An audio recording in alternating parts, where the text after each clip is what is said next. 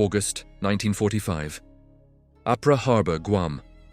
The engines of the transport ship rumbled to life while approximately 300 Japanese women climbed the walkway, their khaki uniforms wrinkled, expressions frantic and exhausted. Nurses who had held dying men in their arms.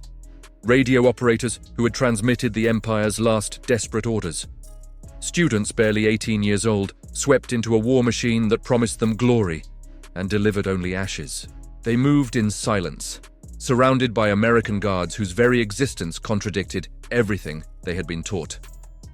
Before we dive deeper into this moment that shattered the lies of an empire, take a second to click like and subscribe. Tell us in the comments where you're watching from, whether Tokyo, New York, or somewhere in between. This story deserves to be heard. The women boarded slowly, stealing glances at their American escorts. These weren't the weak, malnourished caricatures from propaganda posters. These men were tall with broad shoulders, moving with an ease that seemed almost theatrical. Nurse Yuki Tanaka wrote in her diary a single line that captured the terror boiling in her chest. If everything they told us about their weakness was a lie, what else was false? Full consciousness hadn't yet arrived. But as the ship moved away from Guam's devastated coasts eastward toward the American mainland, 300 women began a 10-day voyage that would demolish the artificial reality they had lived in for years. They thought they were on a journey toward prison. They didn't know they were on a journey toward truth itself. To understand the shock awaiting them, we must understand the world in which they had grown up. Throughout the 1930s, Japanese citizens were nourished with carefully constructed propaganda through every newspaper, every radio broadcast, every classroom lecture. America was described as a weak, mongrel nation, corrupted by racial mixing and the decadence of capitalist excess. Its people were lazy, its men were soft from luxury, its military ineffective. The propaganda painted a picture of American cities in ruins, factories silent, citizens starving. The Ministry of Information controlled every image, every statistic, every whisper that reached the public. By 1945, most Japanese believed America was on the verge of collapse. The women on that transport ship carried this vision of the world in their bones. Sachiko Yamamoto, 22 years old from Hiroshima, had spent 3 years treating wounded soldiers in field hospitals across the Pacific. She had seen boys her age whisper "Banzai" while dying, believing their sacrifice would save the nation. She had been eating only rice and dried fish for months, hearing that American soldiers were dying of hunger or worse. When her commanding officer ordered her surrender, Sachiko thought they would be executed. This is what happened to prisoners. Everyone knew Americans were barbarians, in that sense. But the first crack in her reality came before the ship even sailed. An American doctor, a woman with blonde hair in a crisp white uniform, examined the Japanese women to check for infectious diseases. She worked quickly and efficiently, but without cruelty. When Sachiko flinched during the examination, the doctor smiled and said something in English. An interpreter translated, "Now you're safe. Nobody will hurt you." Sachiko didn't believe it. She couldn't believe it. The enemy's kindness was just another form of torture, surely. But when the exam finished and the doctor offered her a real chocolate bar wrapped in colored paper, something shifted. The woman's hands were steady, her nails clean, her skin healthy. She wasn't starving, someone's family wasn't starving. The ship set sail. For the first few hours, women sat in silence in the hold, converted into temporary quarters with bunks and blankets. They waited for deprivation. Then came lunch. American sailors carried metal trays loaded with food.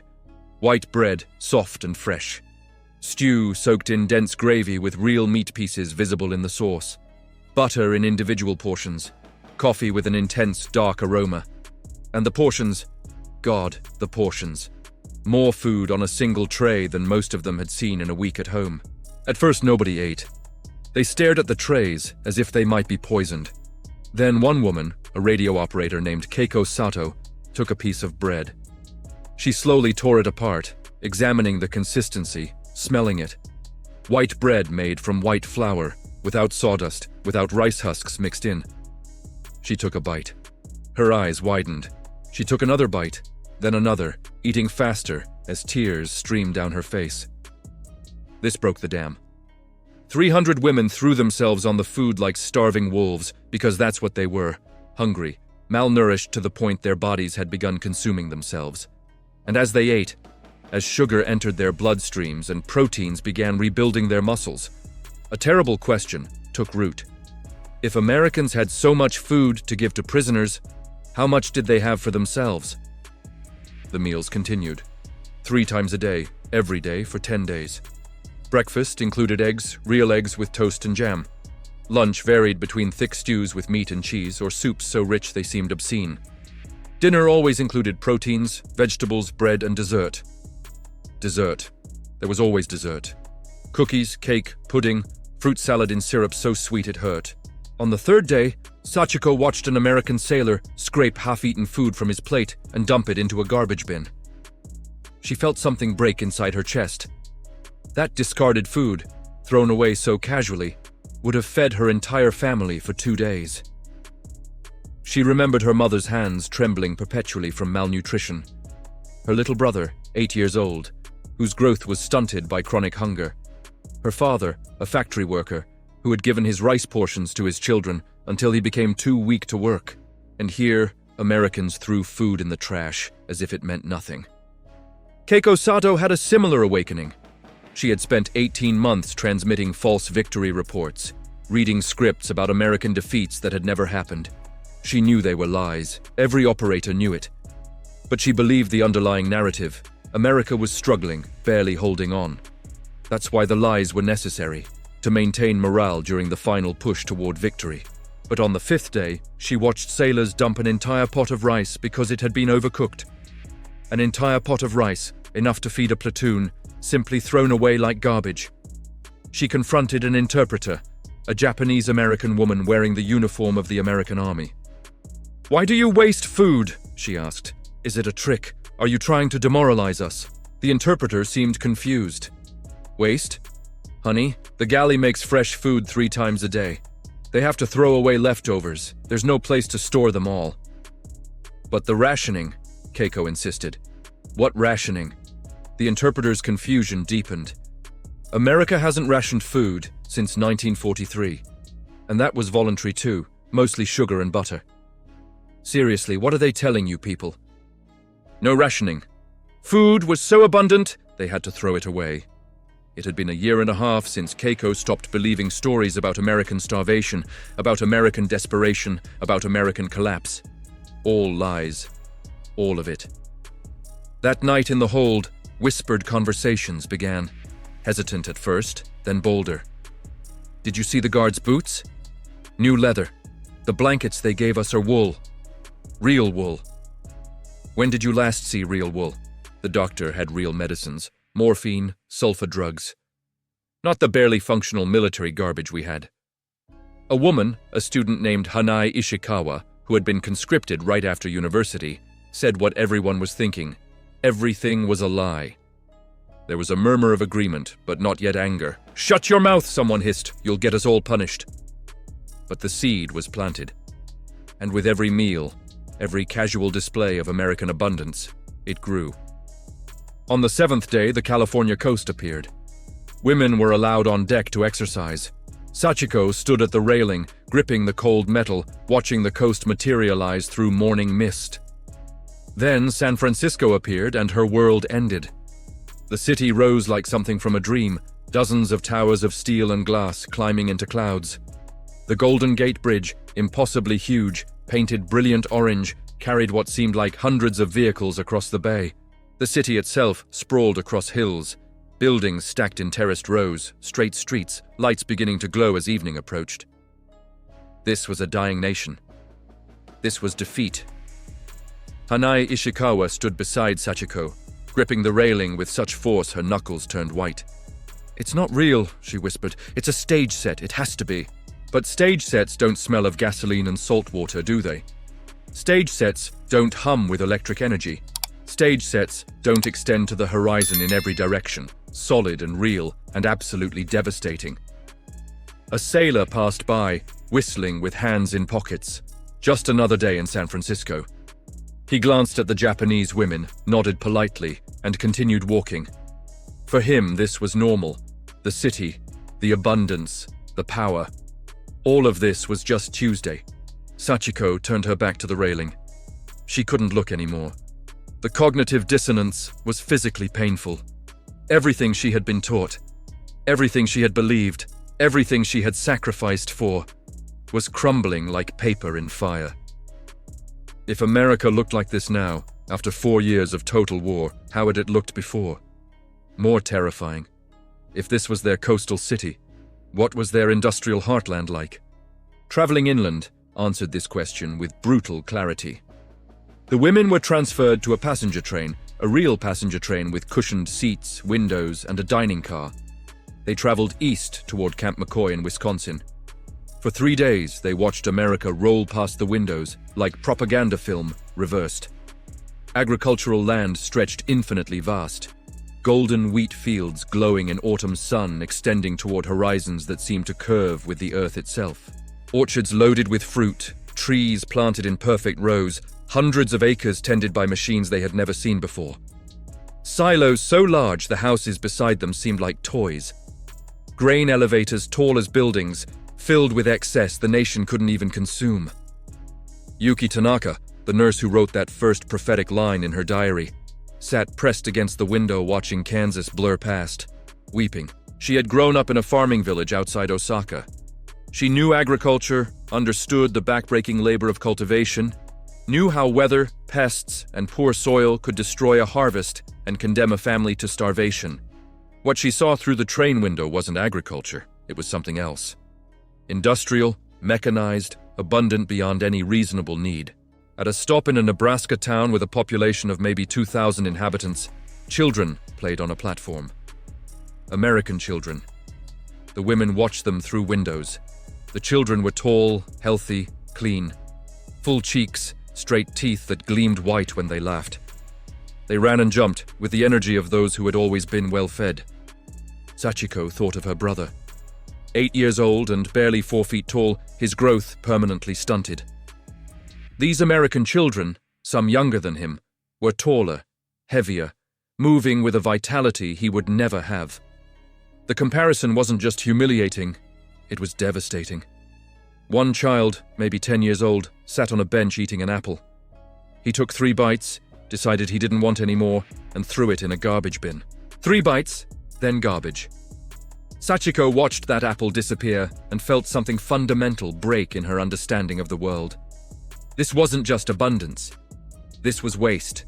Casual, unconsidered waste, born from such deep surplus that food had no value.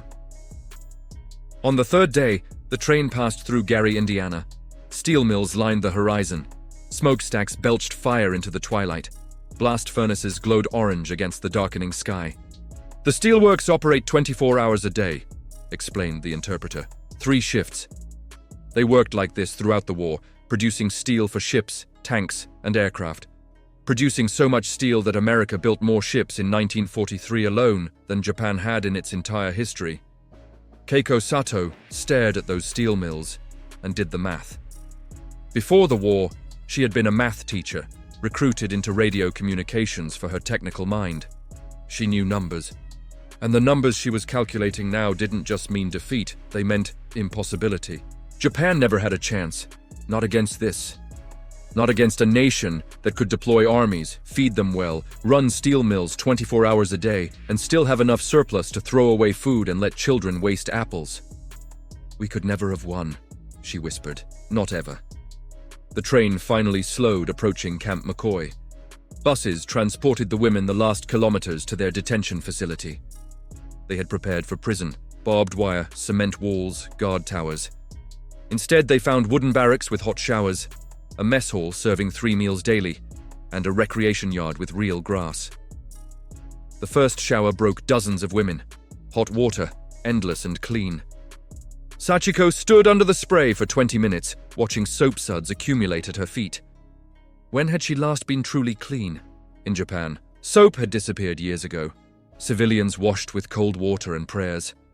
Here, soap arrived in boxes. American guards distributed it freely as if it cost nothing, because in America, it truly didn't. The same factories that built bombers could blanket the world in soap. The contrast was unbearable. Then came medical examinations. Army doctors, both men and women, measured, weighed, and conducted tests. They documented malnutrition, bone density issues, vitamin deficiencies, parasites. The numbers didn't lie. The average woman stood just 5 feet tall and weighed 90 pounds. "We need a nutrition program," one doctor said. "Their bodies are consuming themselves." The Japanese women noticed American nurses looked like a different species. Taller, stronger, with defined muscles and healthy complexions. Even the casually thin ones weren't gaunt. This level of malnutrition would be considered child abuse in the United States, a doctor noted. Hanai Ishikawa, barely able to stand, felt rage. Everyone in Japan looked like this, but for Americans, Japanese normalcy seemed like a humanitarian crisis. That night in the barracks, whispered conversations turned heated. Someone had smuggled a newspaper from San Francisco, full of stories about job opportunities, housing developments, food in excess, aid packages being sent to Europe. "They weren't even trying," someone muttered. Sachiko thought of the boys she had seen die, cheeks hollow from hunger, still convinced they were defending Japan from barbarians. They died never knowing those barbarians were throwing away food. The anger came slowly, then suddenly, not toward America, but toward Tokyo. Toward generals, ministers, propagandists who had sent a generation to die for pride and lies, when anyone could have seen the truth. The numbers had always been there. 2 weeks later, American officials held a presentation on war production statistics. 96,000 aircraft against Japan's 28,000. 2,600 ships against Japan's 540. 1.8 billion barrels of oil against Japan's 33 million. For every barrel Japan refined, America produced 54. The revelation was apocalyptic. The war was never a contest. It was suicide, disguised as destiny. Keiko Sato suddenly stood, trembling. "You knew," she said in halting English, then stronger. "They knew those numbers, and they sent us anyway." Nobody contradicted her. The truth needed no defense. Japanese leaders had thrown spirit against steel and lost everything. Autumn turned to winter at Camp McCoy. Snow covered the yard, and women adapted. Some practiced English with guards. Others filled notebooks, rebuilding understanding from propaganda's ruins. The library became a refuge. Sachiko studied American agriculture. Tractors, crop rotation, universities that taught farming science. During the Depression, she read, the United States had paid farmers not to grow food. Her country starved while another paid for surplus. Hanai studied education. Higher education was affordable, universities were open to women. She had been expelled from university for war service, while her American counterparts became engineers. Yuki, the nurse, learned modern medicine. Antibiotics, sterilization, advanced surgery techniques. When Red Cross packages arrived, soap, books, cosmetics, women opened them like treasures. Fumiko Nakamura lifted a bar of scented soap and laughed bitterly. "We're prisoners," she said, "and they give us this. What did our government give us? Sawdust and lies." Letters from Japan arrived gradually, censored but revealing. The occupation had begun. Millions were displaced. The emperor had renounced divinity. Everything sacred was dissolving. Then came photographs of Hiroshima and Nagasaki. Entire cities razed to the ground, printed in newspapers. Sachiko stared, stunned. If Japan's leaders knew the war was lost, every death after 1942 was murder. The rage finally exploded. They knew, and sent us anyway. The barracks erupted in weeping. Guards didn't intervene. The women weren't wrong. In April 1946, ships arrived to take them home. During interviews, Sachiko said what disturbed her most wasn't the abundance, but the waste. "You can afford to be careless," she told an officer. "We can't afford to breathe wrong." Hanai added, "You can't defeat a nation that feeds its children so well they can waste food. You can only join it."